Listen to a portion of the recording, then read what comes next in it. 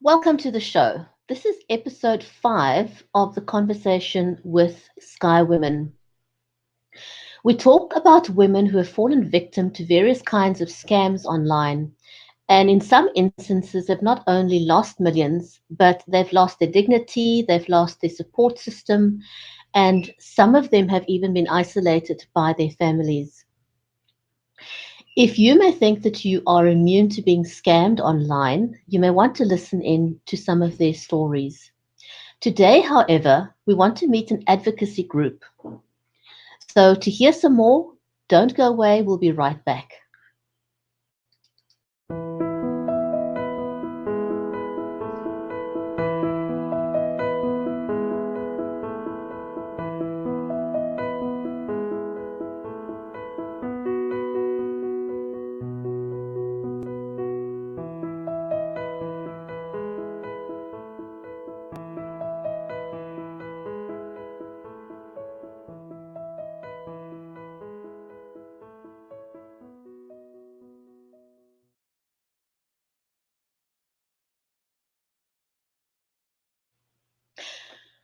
If you've just joined us, welcome back. We're on episode 5 of the conversation, Online Safety. I'm your host, Brigetti Limbanda. Skywoman is a non-profit organization formed by Louise Haynes, who researched various forms of online scams over the last 3 years. And its key focus is education, empowerment, and online awareness. We've been sharing stories of women who've been scammed, but today we talked to an advocacy group called Advocating for You. Retired Army Colonel Bryan Denny and Mrs. Kathy Waters run an online anti-romance scam advocacy site focusing on the issue of romance scams within social media platforms, and that's across all social media platforms. Bryan himself is an identity theft victim, and Kathy's mother's friend is a scammed survivor. The two of them came together to try and seek justice for victims. Since they started this initiative, Bryan and Kathy have met with the Pentagon, the FBI, the FTC, Facebook, as well as multiple congressional departments. Their website aims to help bring awareness of the scams as well as deliver up-to-date information on meetings and legislative work within the US and globally. Advocating against romance scammers can be found at advocatingforyou.com. And so our guest today is retired Army Colonel Bryan Denny and Mrs. Kathy Waters. And let's welcome them to the show. Hi, this is Bryan. Thanks so much for having me. Welcome. Kathy, welcome to you too. And it seems we don't have sound with Kathy yet, but let's see how it goes. We will hopefully get some sound going. Bryan, welcome to the show. So you and Kathy got together to start this online advocacy. Tell us your story. How did this get started? So this started happening to me. I realized my pictures were being used to take advantage of people back in like June of 2016, and I started kind of working on my own to delete the accounts and kind of fight back. Not really knowing what I was up against, and then I did this for several months, and with not a whole lot of headway. It was pretty desperate and was about ready to give up. And Kathy reached out to me and said, "Hey, I want to confirm that you're this guy. My mother's friend has been corresponding with someone she thinks is you. She's given away quite a bit of money. And I just want to make sure that you're not talking to my mom's friend." And sure enough, I wasn't. She was being scammed. And Kathy and she offered to help. And a lot of people have offered to help before, but what does that really mean? Kathy really wanted to help. She had not been scammed herself. So we kind of teamed up, and she brought a much needed level of organization to what we were trying to do together. Right. And those were some of the pictures that we showed on screen just a moment ago. Are those the pictures that were used to steal your identity?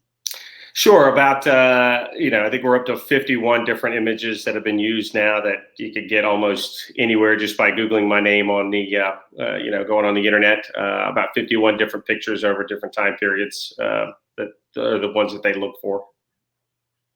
Right.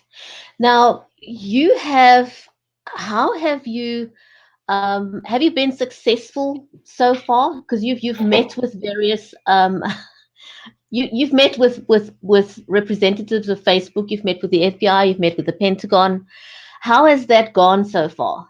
So I guess it would kind of determine on how you articulate success. So we've been very successful in terms of meeting with those agencies. And really, if you look at this, it's really kind of a three-part attack that we kind of started out with. One was to talk about it in shows like this and to let people know that this is happening. It's a real thing. Internet crime, romance scams, it does happen, and really just kind of educate people on what to look out for. That's one. Two is to work with Facebook and legal, our elected representatives to try to change the legislation, change the regulations regarding social media. So social media companies are more responsible for what get posted on their site. And the third piece of this would be able to actually prosecute people that do this around the world. For me, largely in places like Nigeria and Ghana, to be able to take legal action against those folks. So it's still a work in progress, but we have made progress. Certainly, we've done more working together than we would have if we'd have just said, okay, this is really not worth it. We should just write it off. I like to say you don't know the victories that you have. You don't know how many people have not been tricked into doing something like this simply because you've been on a podcast or they've read an article going, okay, this is a real thing. I should talk about it with someone. So it's hard to measure the successes, but I do feel like, I'm not prepared to do nothing. They're using my images to hurt and take advantage of people. So I'm not prepared to sit back and kind of let that just happen. So I just want to clarify, and Kathy, I hope that you can hear us now. I just want to clarify, is this a uniquely Facebook problem, or do we see this happening across all social media networks in your experience?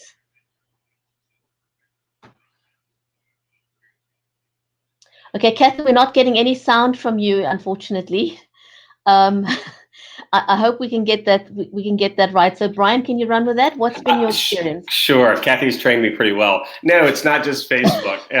Although Facebook is the largest of, if you lump all the other social media companies combined, if you take the top three, they don't even come close to Facebook. And so often, as I've told them, this is not an attack on Facebook. Facebook has a very good set of community standards. We would just like to help them live up to those standards. And if they look at it and they read what they say, we're not going to let people have multiple profiles. We're not going to let the network be used to take advantage or for malicious activity. All those things happen. And so we kind of just point out to them, hey, this is happening. These are people that are doing it. And what is your response to that? What are you going to do about it? And so we're not attacking Facebook. Quite frankly, I run a couple of different things. Army associations. I've got World War II veterans up on a site on Facebook. You know how hard it is to get World War II vets up on anything with social media. I'm not prepared to kind of start over. They are a tool that I use. But they are easier to communicate with in terms of reporting a scam or something like that. But Google Hangouts, any number of other dating sites that I'm on, I mean, that's too much. I'm not prepared to do that. I can't invest my time and energy into fixing all those things. But if I can get Facebook, then the leader in this kind of social media platform, if I could get them to change, then the others, I think, would follow suit. Right. I tend to agree with that. Kathy, yay, we've got you back. Yay! I turned off the Bluetooth. So. Kathy, do you want to jump in there on why we feel it's important that if we can get Facebook to take responsibility? My take on this matter has been that Facebook owns the infrastructure on which the scamming is taking place. And so I feel strongly that they cannot abscond themselves from responsibility or try and pass the buck onto its users and say, well, we're not responsible for what you do. In my opinion, you can tell me if you think I'm right or wrong. In my opinion, they're enabling people on a platform that they own to create multiple profiles which people can use to scam other people. So I'm saying they absolutely need to take control and take responsibility for what's happening.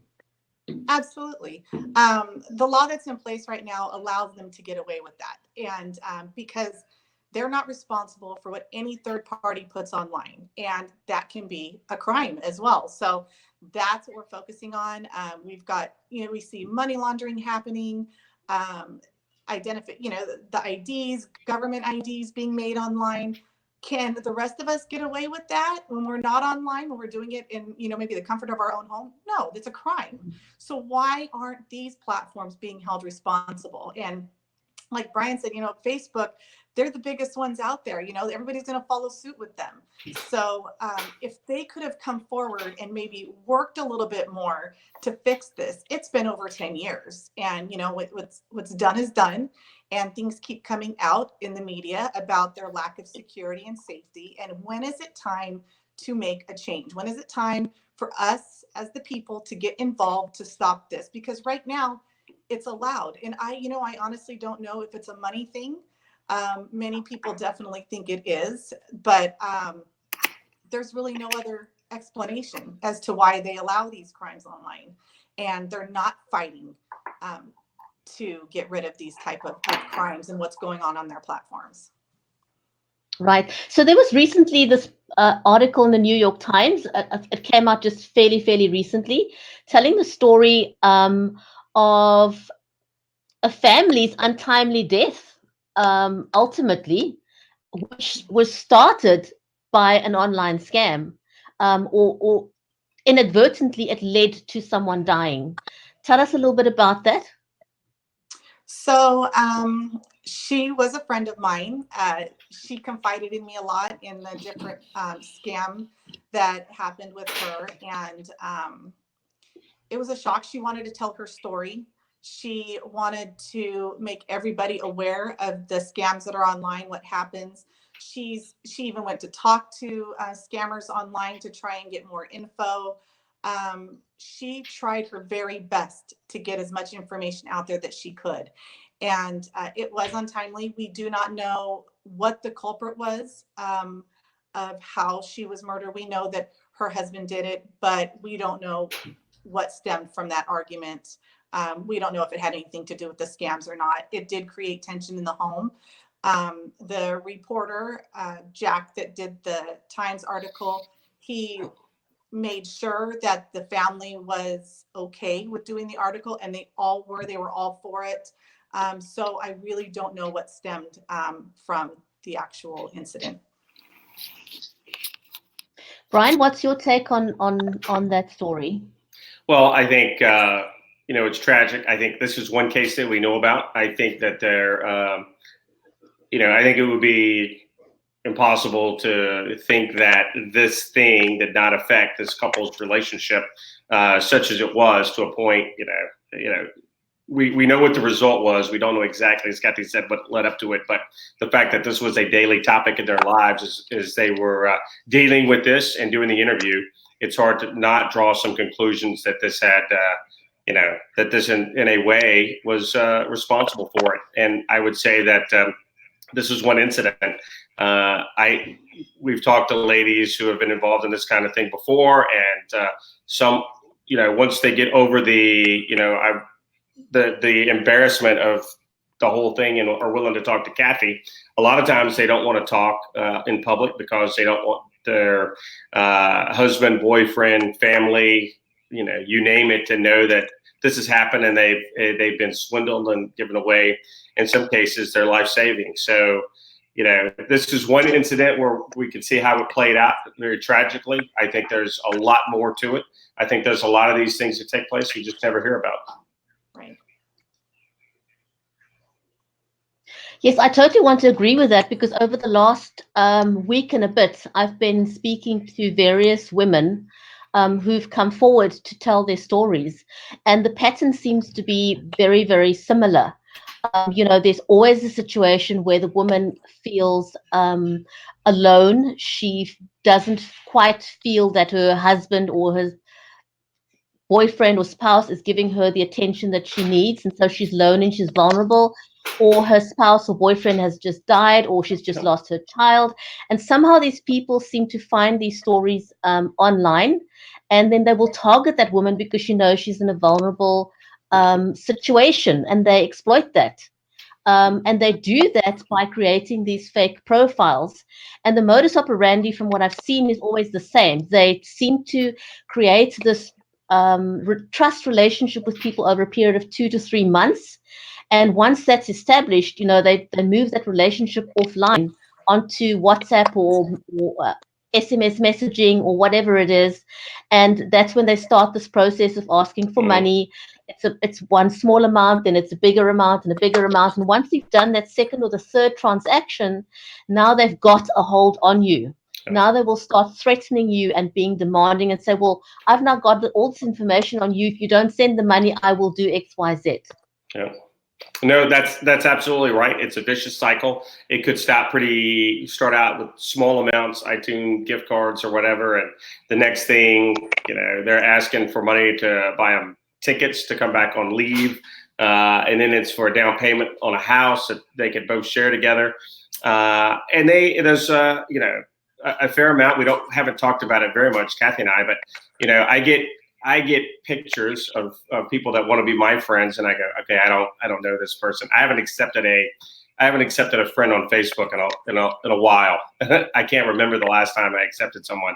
But you have people sending you pictures, and then it's like, hey, you get these messages, and there are more pictures, and I'm like, this is somebody that has been blackmailed by scammers, and now they've got pictures of them, and they're now using them to attack me. Posing as a lady who wants to get to them. It's like it's just a never-ending cycle that takes place, and the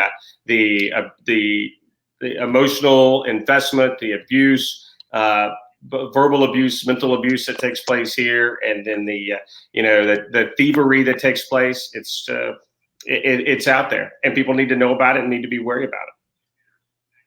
I know. I was reading one account, and I think it was on your website, of a gentleman in the army whose identity was being stolen, and it caused him to lose his girlfriend. It caused all kinds of issues, and he's finding it difficult to have real life relationships with people now because it's totally messed up his life. It's very hard to convince someone in real life when they see your profile all over the internet having all kinds of relationships with other people.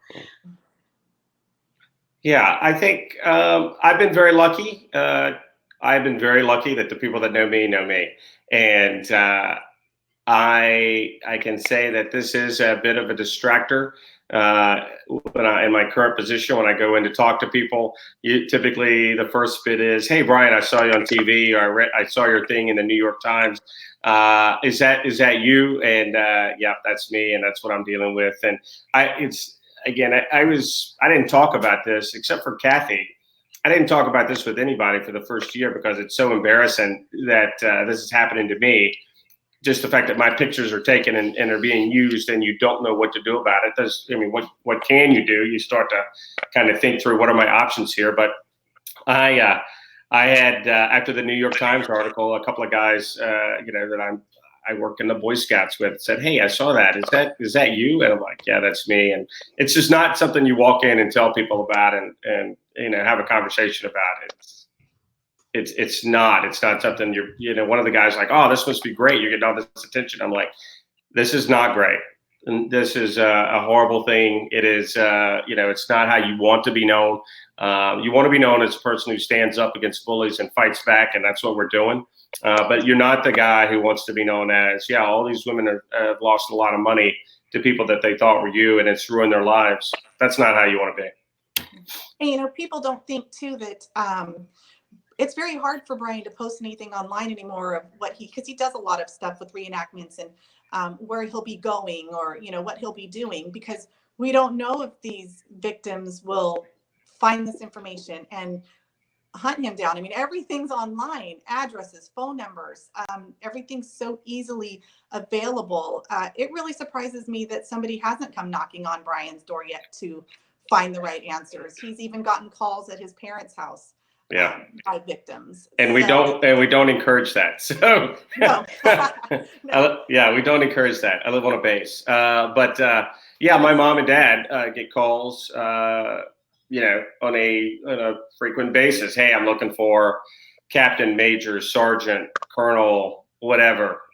You know, depending on what the scammers told them, they're looking for me, and they want to know if I'm back from deployment. And at first, my mom's like, "I got this call," and I go, "Okay, Mom, let's sit down. I'll tell you how this is going on." And they don't understand how any of it works, and which absolutely makes them right for people to scam them. I had to talk with my grandmother about it, and she said she had been called, and people had tried to scam her about, you know, another kind of thing. So, you know, they get it. They just don't see, how do people make money again off of your pictures? And I go, so it works like this, and you know, they get calls. I was home visiting a few weeks ago, and while I was there, a very nice lady from Boston called looking for me to tell me that people were using my images to try to take advantage of folks. And, you know, I'm like, yep, that's just one. I mean, there's email messages every day, messages on Messenger from people you don't know.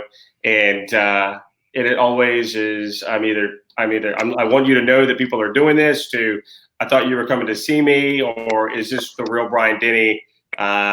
You know, and you're the bearer of bad news a couple times a week to people that didn't know they were being scammed and are just figuring it out. They've already written the checks, and now they're doing the research, which is unfortunate.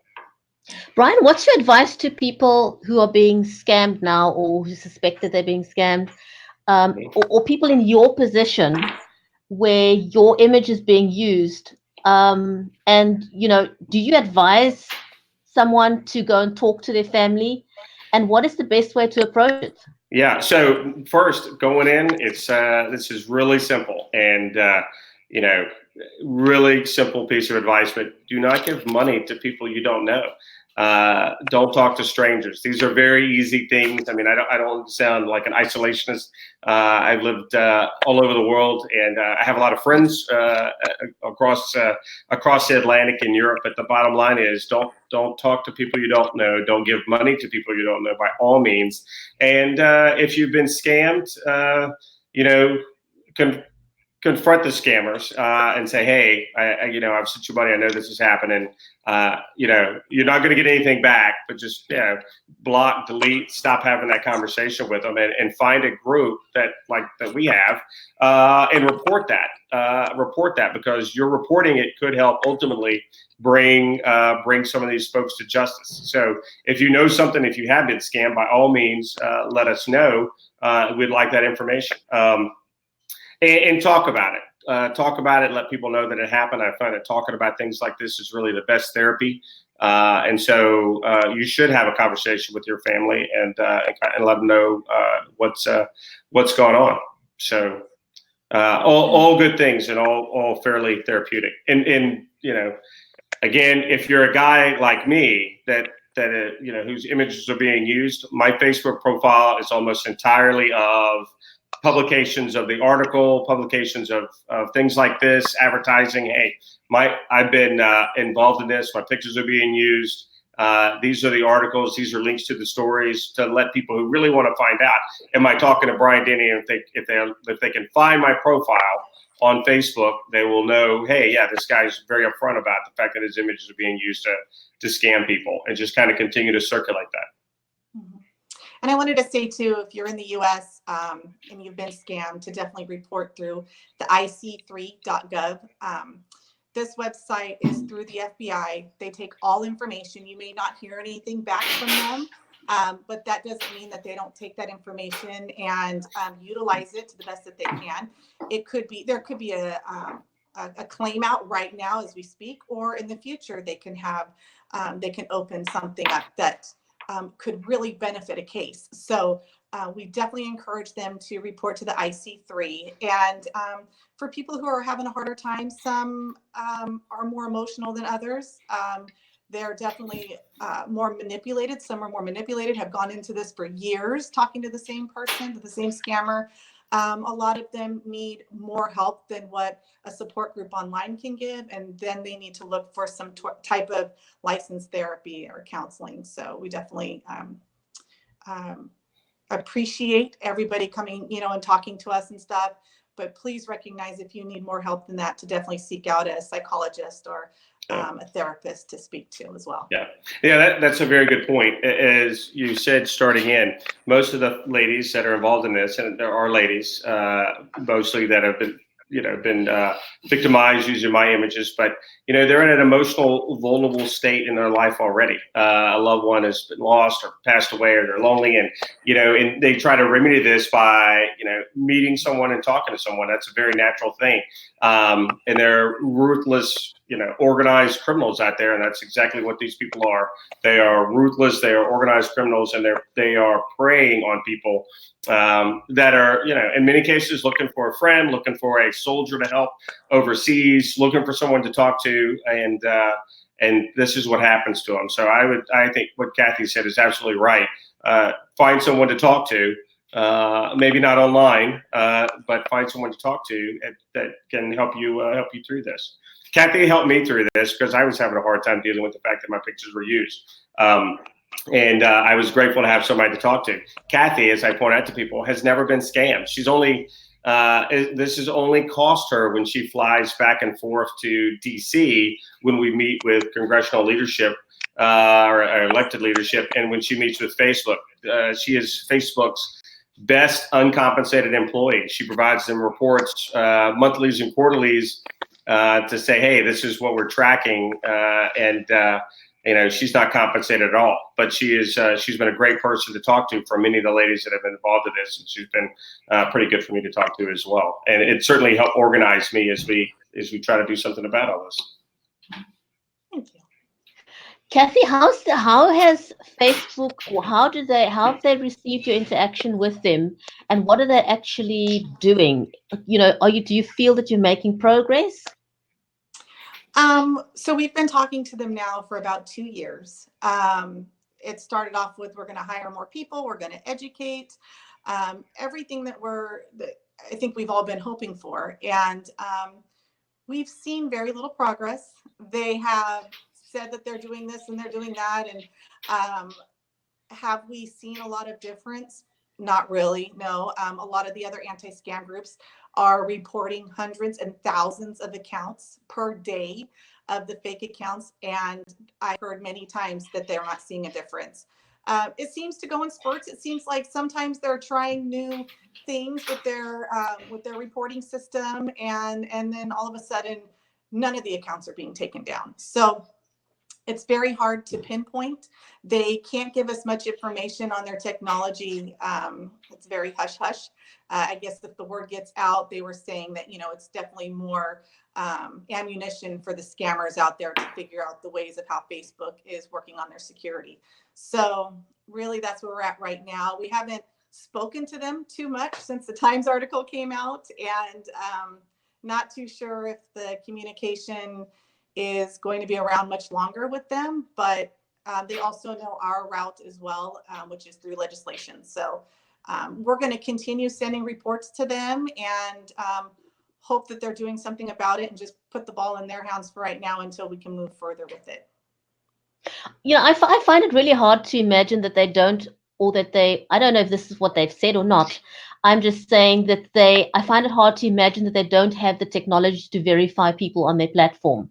Anything that you sign up for, there's some kind of a verification method to verify the authenticity of who you are. If you sign up for an online course, for example, before they let you into the course, they will verify who you are. It's not rocket science, Right. So I find it hard to imagine that Facebook could use that as a possible excuse that they can't verify their users.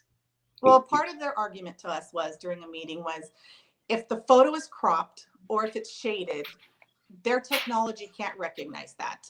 So that put my mind working. And so I took Bryan's pictures, I cropped them, I made them black and white, and I tried to post them on Facebook just to see if they would recognize Bryan. And they did. They tagged them like that. So that was about a year and a half ago that I did that. I presented that to Facebook, and we really didn't get a solid answer as to why we were able to kind of debunk their reasoning. And just lately, I found some accounts of Bryan's of pictures that were photoshopped. And so I thought, well, I'll see if it'll recognize them then. And every picture that I copied, which I think was 4 or 5 of them, they all recognized Bryan right away. So the facial recognition is there and it is working. So why are these accounts still being allowed online? And it's not just Bryan, it's hundreds and thousands of other scam victims identity theft victims out there whose photos are used constantly. And I would say that it not only did such a good job at recognizing who I was, it also recommended friends for me, and all those friends were from Nigeria. So, which is completely, you could see, I mean, I don't have a lot of friends in Nigeria that I know of, but Facebook knows that I have a lot of contacts in Nigeria, but really it's guys in Nigeria that are using my picture. So now I've become associated with this group of miscreants that, to them, they could figure that out easy enough.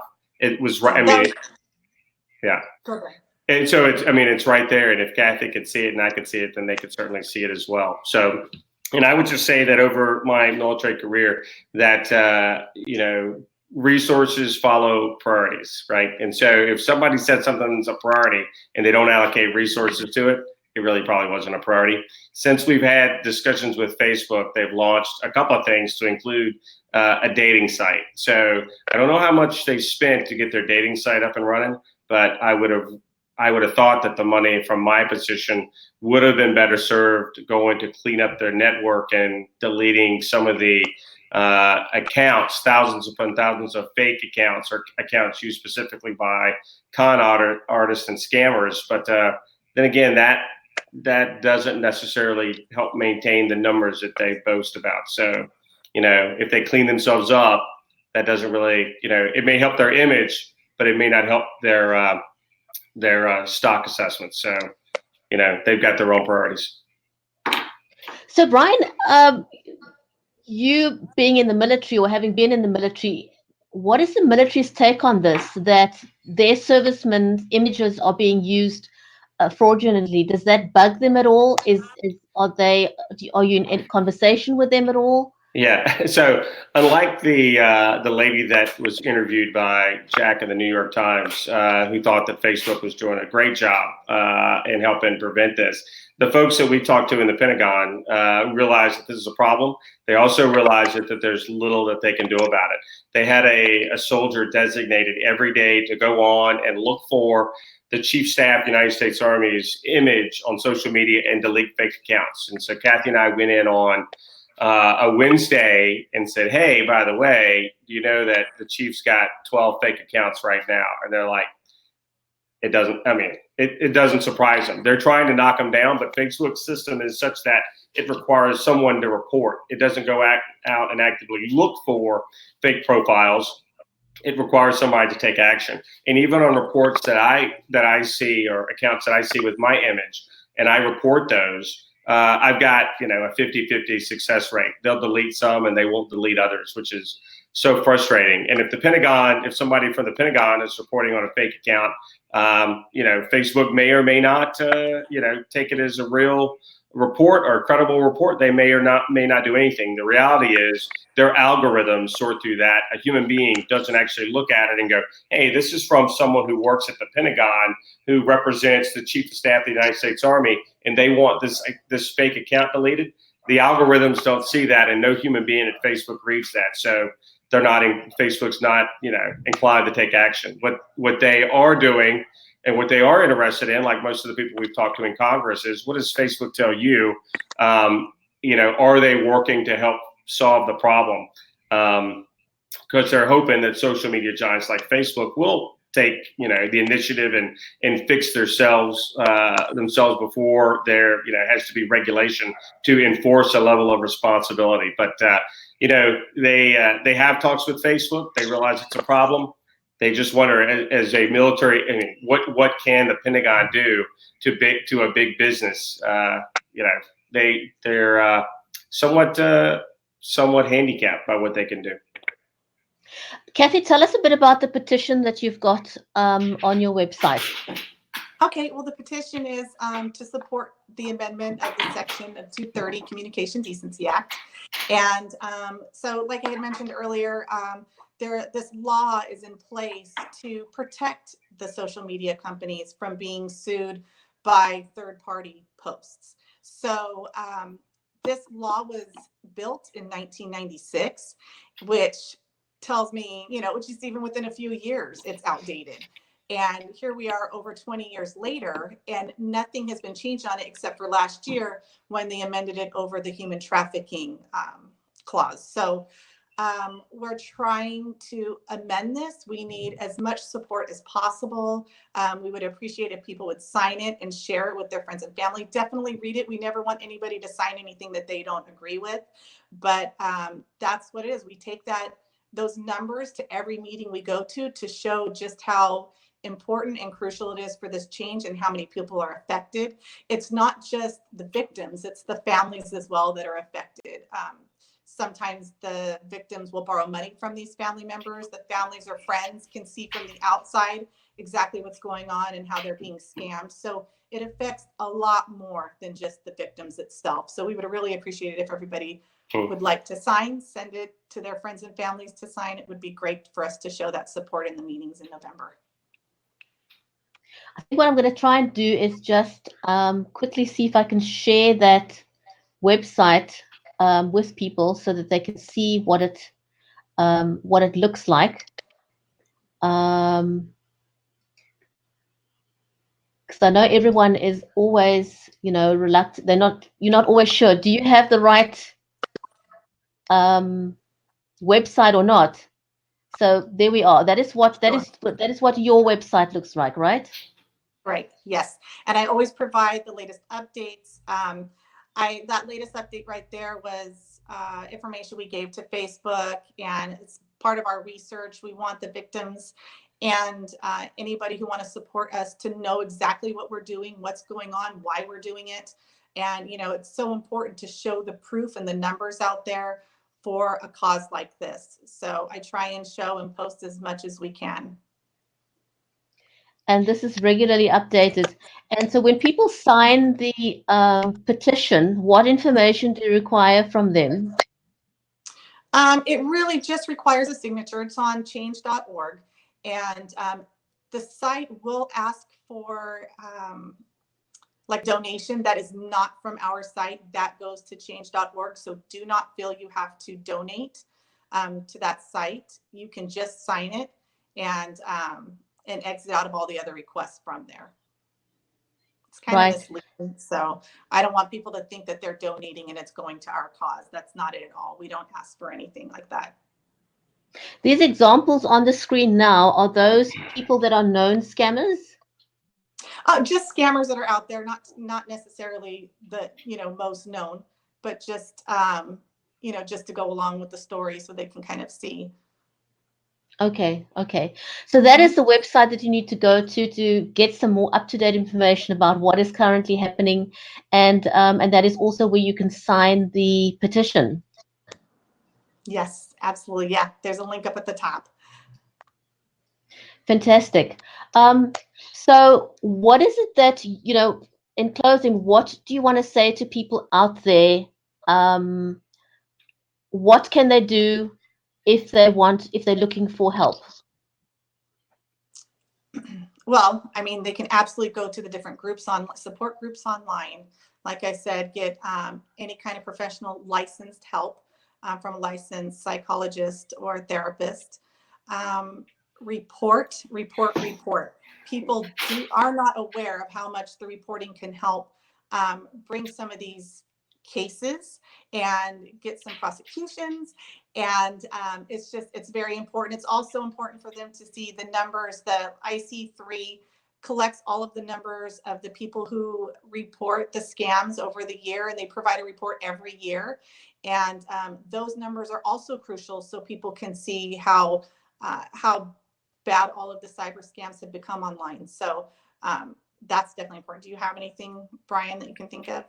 No, I would just reiterate the reporting piece. Let somebody know this happened to you. Don't be embarrassed. Your mental health and getting through this is more important than that. And share that. And again, maybe you'll have a piece of this that will ultimately help build a case to put somebody away. So don't be scared.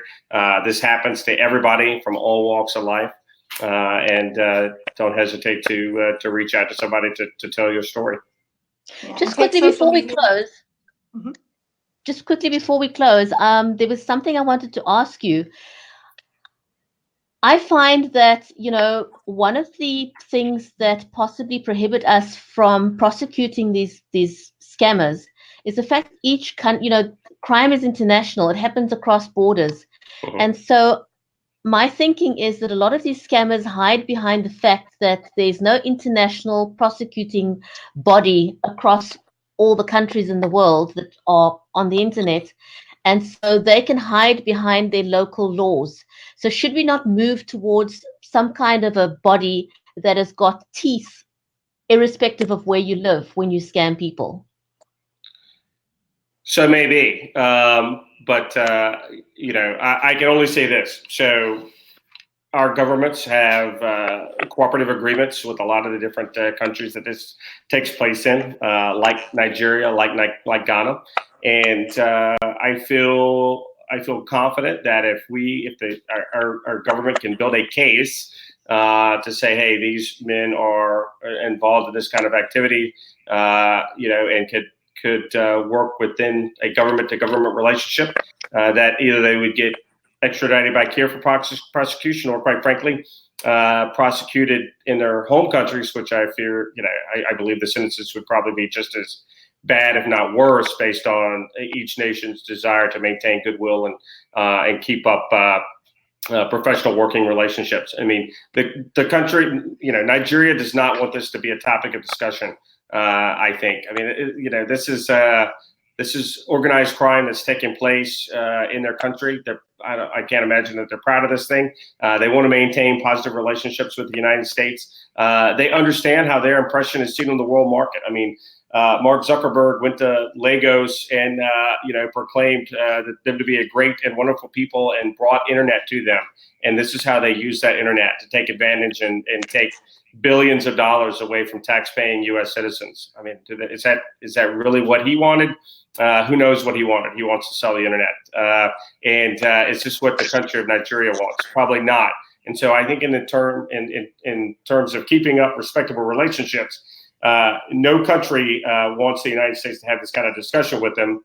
And I think if we could gather the right information to bring people to trial, that would certainly happen regardless of borders. So I think in closing, I think what we want to let people know is if you are a victim or if your image is being used illegally, don't be quiet about it. Talk about it. Talk to somebody that you trust. Reach out. They can go and register on your website. They can get in touch with Skywomen in South Africa. Mm-hmm. But talk to somebody. Don't allow the scammers to win. Don't allow them to win. Don't become, be complicit in what they do by keeping quiet.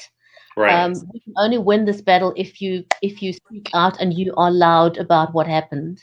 Yes, ma'am. Exactly right. I feel the people who shame other people for being victims of this lack the education in this. They don't understand the psychological and emotional manipulation that goes on. It's not just giving money. It's far more than that. Exactly right. That is such a valid point, because I have shared these broadcasts with people, and I've had people just pack up laughing and they say, "Oh my goodness, how could you be so stupid?"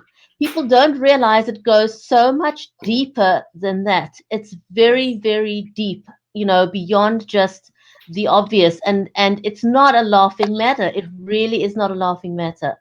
No, and they all say it will never happen to me, and you can never say that.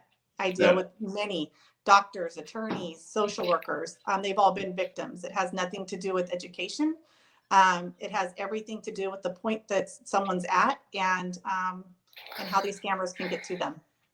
Yeah, that's right. That's a very important point that you raised there. It's across all kinds of barriers socioeconomic, education. It really does not matter. And I think that you put yourself at risk if you have the mindset, it'll never happen to me. Right. Absolutely. I want to thank you both very much for coming online, for sharing what you do. Keep up the great work. And Thank we hope that a lot more people will come forward, share their stories, get in touch with you, and sign the petition. Yes, Thank you, absolutely. ma'am. Thanks for having us. It was a pleasure. Yes. Thank you. Thank you. Thank you, everyone, for watching. And I'm going to ask if you've watched this broadcast live, thank you for watching, first of all. But please do share the broadcast. We would appreciate that. Bye, everyone. Bye.